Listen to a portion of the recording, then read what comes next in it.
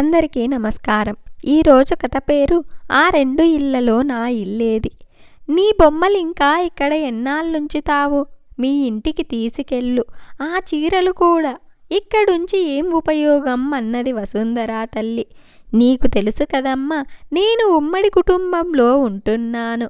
అక్కడ అన్ని గదులలోనూ మా అత్తగారు మా ఆడపడుచు వారి వస్తువులు సర్దుకున్నారు. మా గదిలో కూడా ఒక అల్మారా మా ఆడపడుచు వాడుకుంటుంది. మరి అలాంటప్పుడు ఇవన్నీ తీసుకెళ్ళి నేనెక్కడ పెట్టుకుంటానమ్మా అన్నది వసుంధర. పెళ్ళి అయ్యాక అత్తగారిల్లే నీ ఇల్లు, ఎలాగోలాగా సర్ది పెట్టుకోవటం అలవాటు చేసుకోవాలి. ఎన్నాళ్ళని నీ వస్తువులన్నీ ఇక్కడే ఉంచుతావు? ఒక్కొక్కటిగా తీసుకెళ్ళు. ఏవండి, ఆ అటక మీదున్న పుస్తకాలు కూడా దించండి. ఈసారి పుస్తకాలు కూడా పట్టుకెళ్ళు అంటూ వంటింట్లోకి వెళ్ళింది తల్లి. పనిలో పనిగా తన గోల్డ్ మెడల్స్ కూడా పట్టుకెళ్ళమనమ్మ. ఇక్కడ ఊరికే అరలు నింపడం తప్ప వాటి వల్ల ఏమీ ఉపయోగం లేదన్నది వసుంధర చెల్లెలు. మనసులో మెదులుతున్న కొత్త సందేహాలను బయటికి చెప్పలేక పొంగుకొస్తున్న దుఃఖాన్ని ఆపుకుంటూ దిగులుగా తండ్రి వంక చూసింది వసుంధర. తానేమీ చెయ్యలేనన్నట్టుగా, చూసి చూడనట్టుగా అటక మీద నుంచి పుస్తకాలు దింపసాగాడు వసుంధర తండ్రి. వసుంధర మనసు పరిపరి విధాలా ఆలోచించసాగింది. అమ్మేమిటి మా ఇల్లు మీ ఇల్లు అంటూ నన్ను వేరు చేసి మాట్లాడుతుంది. అయినా అమ్మ వాళ్ళది సొంత ఇల్లే కదా. నా వస్తువులు ఇక్కడ ఉంటే వాళ్ళకేమడ్డము? ఎందుకు వచ్చినప్పుడల్లా అవి తీసుకెళ్ళు ఇవి తీసుకెళ్ళు అంటుంది. చెల్లి నాన్న కూడా అదే మాట అంటున్నారు. పెళ్ళైతే ఇక ఇది నా ఇల్లు కాదా అని ఆలోచిస్తూ అమ్మ చెప్పినవన్నీ ఒక్కొక్కటిగా సర్దుకొని తన అత్తవారింటికి వెళ్ళింది. వీడియో చూసే ముందు ఒక లైక్ చేసి స్టోరీ చివరి వరకు చూసి ఎలా ఉందో కామెంట్ చేయండి.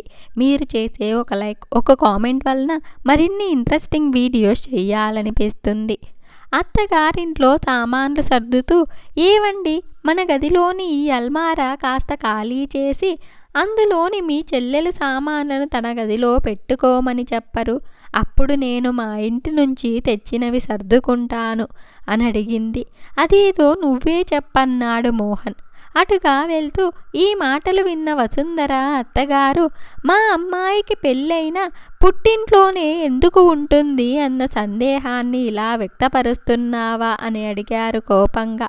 అయ్యో, అదేమీ లేదత్తయ్య, అల్మారా గురించి చెప్పానంతే అన్నది వసుంధర. ఇంతలో వసుంధర ఆడపడుచు అందుకుంటూ, మాది ఈ ఊరే కదా, అడపాదడపా వచ్చి అమ్మా నాన్నలను చూసిపోతూ ఉంటాను. ఈ మాత్రానికే ఇంత రచ్చ చేయాలా అన్నది విసుగ్గా మొహం పెడుతూ.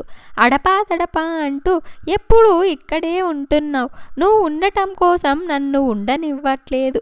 పొమ్మనకుండా పొగ పెడుతున్నావు అని అనబోతూ మళ్ళా తనకు తాను తమాయించుకొని, అలా నేననలేదు.